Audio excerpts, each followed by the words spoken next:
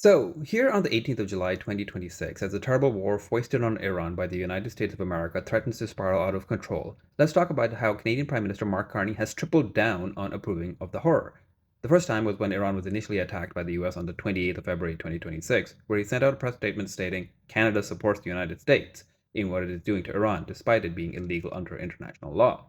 The third was when the Memorandum of Understanding between Iran and the US unraveled on the 18th of July, where he said the United States resuming hostilities was appropriate, completely ignoring that Israel was in constant violation of the first point of the MOU in Lebanon and the US was violating the fifth point by forcing ships through the Straits of Hormuz. It's the second one, though, that I want to focus on, where on CNN he talked about the then soon to be signed and doomed MOU that could have permanently ended the war on the 16th of June. Think this war was worth it? Yes, that's worth it.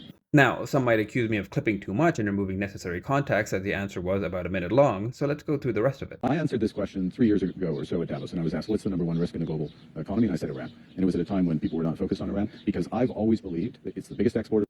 I don't know if it's a lie or an extreme amount of bias that leads Carney to say this, but Iran isn't even the biggest exporter of tea in the region. That will be Israel, and it's not even close. Then the next portion. It was hell-bent, sorry if I can say that, on getting a nuclear weapon, and the force multiplier on that, of course, was terrible. And so going and getting to a position where Iran is not going to have a nuclear weapon. And here I'm sorry to say, Carney revealed he has no respect for the intelligence of his audience.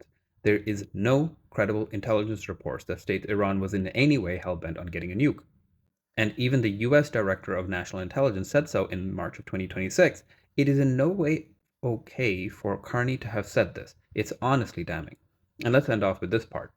Look, I'm not naive about this. The reintegration of Iran, this is a regime that needs to learn to be civilized, needs to behave. That's why you have performance measures. Lots needs to happen. We all have to support. The absolute gall of this man in calling Iran, a country that hasn't started a war for centuries and has over 5,000 years of recorded human history, uncivilized, is a level of disgusting that I thought only the British could manage. The patronizing tone in which he tells Iran to behave when it's our allies that have been carrying out war crime after war crime is actively repulsive. So yeah, that's him in his full context, and none of it is good. In fact, note what he left out in all of his minute-long ramble of an answer. Not one word of the more than 1,000 Iranian civilians that were murdered. Carney doesn't consider them even worthy of mention here. Or the horror of the US strike on the Minab school, which on the very first day of the war ended the lives of more than 100 children. Does Carney consider that to be the actions of a civilized country behaving appropriately? I guess.